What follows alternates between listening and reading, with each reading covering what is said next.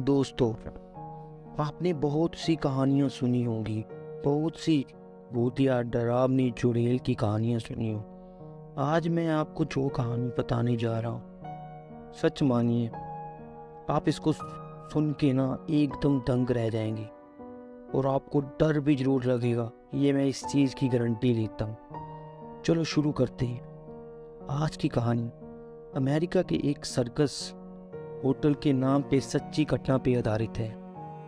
उस लड़के के पापा और वो दोनों सर्कस में गए थे। यह दुनिया का एक लौता परमानेंट सर्कस माना जाता है, जो साथ ही में एक होटल भी है। उस लड़के के सर्कस का जाने का बिल्कुल भी मन नहीं था, लेकिन वह फिर भी अपने पिता के कहने पर उनके साथ चला जाता है। उसके फादर बहुत ही ज़्यादा खुश थे उस सर्कस में जाकर।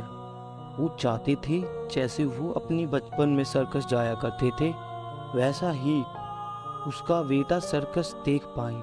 लेकिन उसके बेटे को सर्कस में कुछ ज़्यादा एक्साइटमेंट नहीं थी। वो बस अपने पापा का मन रखने के लिए सर्कस में आ जाता है। सर्कस के पास पहुंचकर ही उसके बेटे को मानो एक हवा में अलग सा ही महसूस होने लगा। वहां पर उन्होंने होटल लिया और रूम की चाबी ली और रूम की तरफ ऊपर आगे बढ़ने लगे। वहां पर पहुंचे उन दोनों को बहुत घुटन महसूस होने लगी। फिर भी उसके फादर रूम का दरवाजा खोलने लगे, लेकिन उसके बेटे को वहां पे एक बच्चे की रोने की आवाज सुनाई दी, हल्की हल्की सी। उसका बेटा तुरंत मुड़कर इधर उधर देखने लगा, पर आसपास कोई नहीं था। उस लड़के ने अपने पापा से कुछ नहीं कहा और दरवाजा खुलने पर वो उसके साथ रूम के अंदर चले गए। लेकिन रूम खोलते ही वो और उसके फादर दंग रह गए, क्योंकि उनके रूम का पूरा सामान इधर उधर बिखरा हुआ था। ऐसा लग रहा था जैसे रूम में कोई तूफान आया है। वो दोनों सीधा रूम से बाहर निकले और फ्लोर पर काम कर रहे हाउसकीपर को आवाज लगाकर बुलाने लगे। हाउसकीपर के आते ही वो उसे रूम दिखाने ले गए। रूम सामान अपनी जगह पर रखा हुआ था। डेविड और उसके डैड को अपनी आंखों पर विश्वास ही नहीं हो रहा था।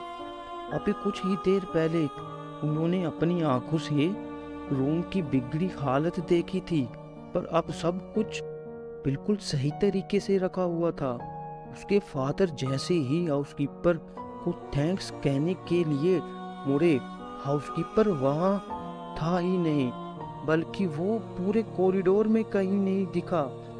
वो और उसके फादर को कुछ अजीब सा लग रहा था, लेकिन उन्होंने उसे इग्नोर कर दिया और रूम आके रेस्ट करने लगे। उसके फादर के बेड में जाते ही आंख लग गई, बट उसका बेटा बिल्कुल भी थका हुआ नहीं था, इसलिए वह अपने पापा के सोते ही रूम से बाहर चला गया।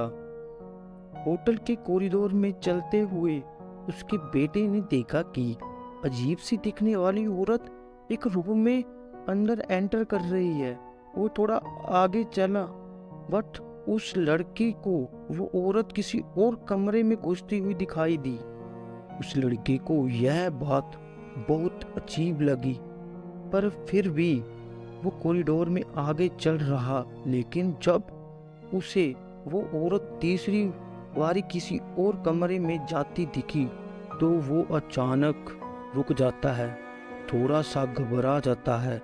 उसने सोचा कि उसे चुपचाप अपने रूम में वापस चले जाना चाहिए, लेकिन वो जैसे ही पीछे मुड़ा, उसने देखा कॉरिडोर एंड में वही औरत खड़ी हुई थी और वो उस लड़के को घूर रही थी। उसकी आंखें पूरी तरह से लाल थी, उसके बाल बिखरे हुए थे और चेहरा बेहद डरावना रहा था। जब उस लड़के उस ध्यान से देखा तो उसके हाथ नॉर्मल से बहुत ज़्यादा लंबे थे, जिसे देखकर वो लड़का सुन्न पड़ गया। तभी अचानक से उस लड़के के कान से धीरे से किसी बच्चे की रोने की आवाज़ गूंजी। दूसरी तरफ रूम में उसके फादर की आंख खुली। उन्होंने देखा उनके साथ कोई सो रहा है। उन्हें लगा कि उनका बेटा भी थक गया कर उनके साथ ही सो गया होगा। बट जैसे ही वो अपने बेटे की डिनर के लिए बुलाने लगे और आगे बढ़े, उन्होंने देखा उससे उनका दिल ही दहल गया।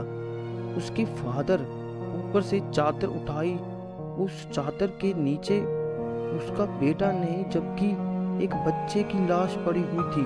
उस बच्चे की पूरी बॉडी नीली पड़ी हुई थी और ऐसा लग रहा था जैसे उसकी नसें बाहर आ रही थी और उस बच्चे के सर पर गोली का निशान था।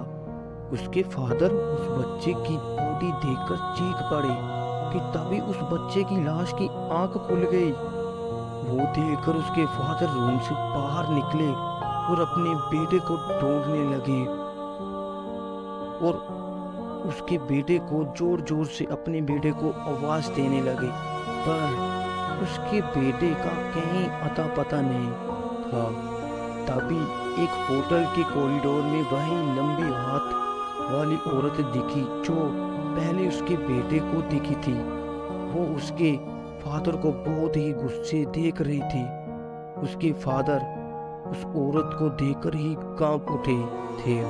अचानक ही उसके हाथ लंबे होते चले गए और उसने उसके फादर की गर्दन को पकड़ ली, उन्हें हवा में उठा लिया और चीख कर पूछा कि मेरे बेटे को क्यों मारा। उसके फादर उसको देखते देखते ही बेहोश हो गए। जबकि उनकी आंखें खुली तो वो अपने ही रूम में थे। उन्होंने देखा कि जमीन पर उनका बेटा लेटा हुआ था।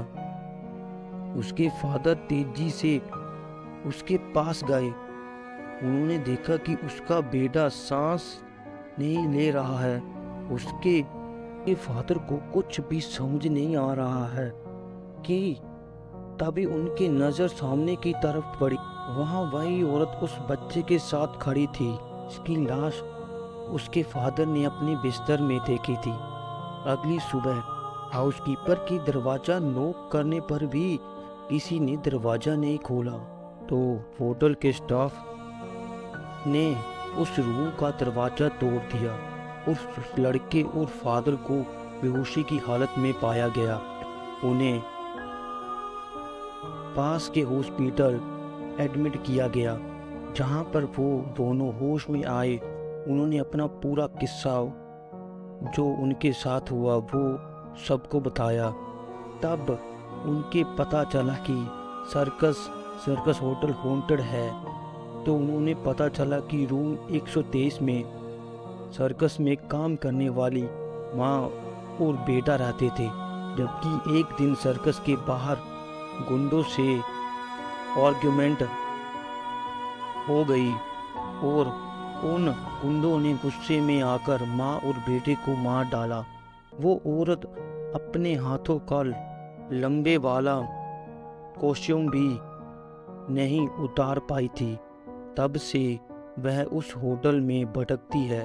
तब से उस सर्कस को हॉन्टेड माना जाता है। वो और हर किसी को अपनी मौत का दोषी मानती है। तो दोस्तों, कैसी लगी आपको ये हमारी कहानी? अगर आपको और ऐसी कहानी सुनना पसंद करेंगे तो हमारे चैनल को सब्सक्राइब एंड लाइक ज़रूर करें। Thank you.